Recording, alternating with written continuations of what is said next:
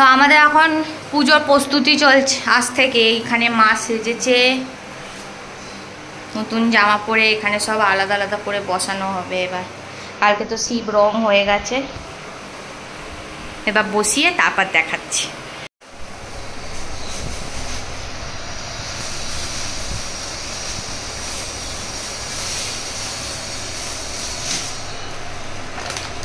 তারা খেয়ে নাও।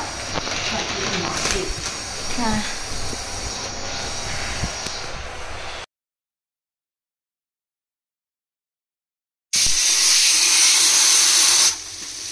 আরে সকালবেলা উঠে মা সব ছাদ ফাদ ধুয়েছে, সিঁড়িতে পাথর বসেছিল সেগুলো ধুয়েছে। তারপরে আমি 7টার সময় উঠে চা পা খেয়ে রান্না বসিয়ে দিলাম, কারণ আজকে ঘটের চাল টাল মা বদলাবে। এখানে ভাত হয়েছে, এদিকে নিরামিষ ঢ্যাঁড়স আলু পোস্ত, গাছের ক্যারি পাতা দিয়ে মুগের ডাল, এখানে গাছের শাক বেগুন সেদ্ধ হচ্ছে, আর এখানে হচ্ছে করলা ভাজা।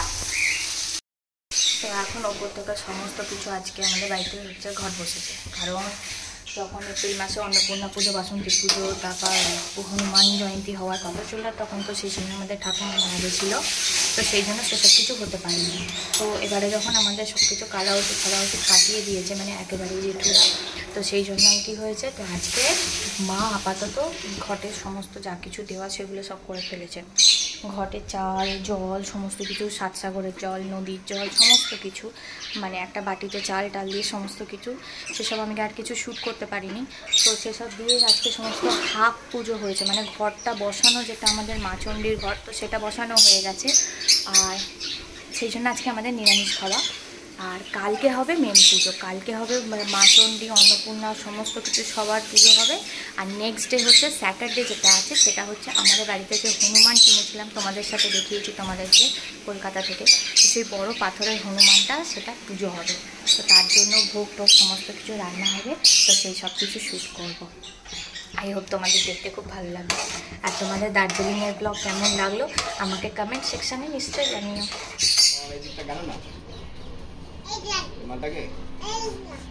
যাতায়াতের সুবিধা হতো না। দাদা খাবে, তুই ওটা খা ততক্ষণ।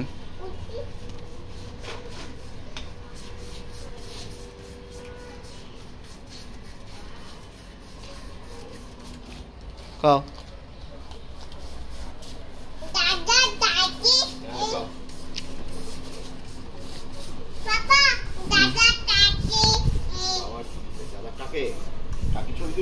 টাকে রং লাগিয়ে দাও, কালো করে দাও টাক, ওই টাক ওটা পার্মানেন্ট রং হয়ে যাবে এটা দিলে। পতাকাটা লাগালাম, জয় শ্রীরাম পতাকা।